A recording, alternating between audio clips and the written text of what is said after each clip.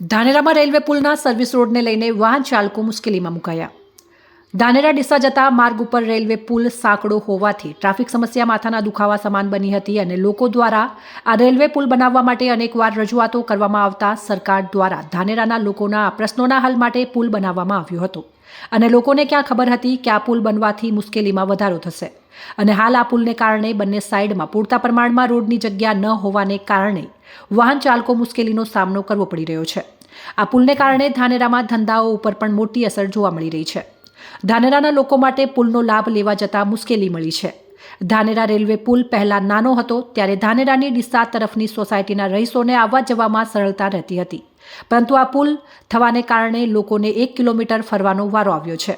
જ્યારે બીજી તરફ આ પુલની બંને બાજુમાં પ્રાઇવેટ માલિકીની દુકાનો આવેલ છે અને રોડ વિભાગની પૂરતી જમીન ન હોવાને કારણે સાઈડના સર્વિસ રોડ સાંકડા બની જવાને કારણે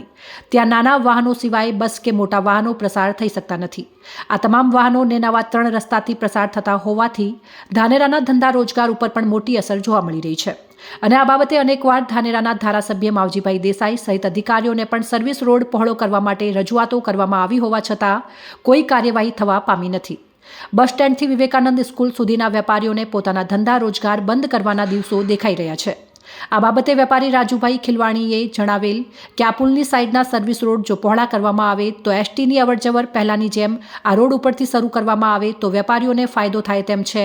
તેમજ સાથે સાથે રેલવે સ્ટેશન પણ હોવાથી લોકોને ડીસા જવા માટે 1 કિલોમીટર ચાલવું પડે છે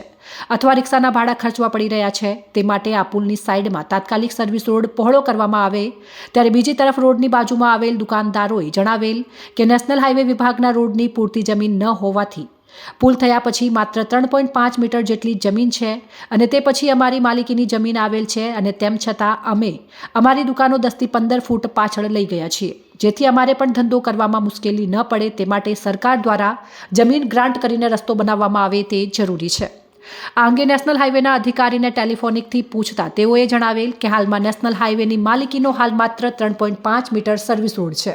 જેથી અમે આ રોડ પહોળો કરવા માટે જમીન સંપાદન માટે મિનિસ્ટ્રીમાં મોકલ્યું હતું, જેથી મિનિસ્ટ્રીમાંથી પહેલાં એસ્ટિમેટ બનાવી મોકલી આપવા જણાવતા અમે આ એસ્ટિમેટ પણ બનાવી મોકલી આપેલ છે, જેથી મિનિસ્ટ્રીમાં એસ્ટિમેટ સેક્શન થશે પછી જમીન સંપાદનની પ્રક્રિયા હાથ ધરવામાં આવશે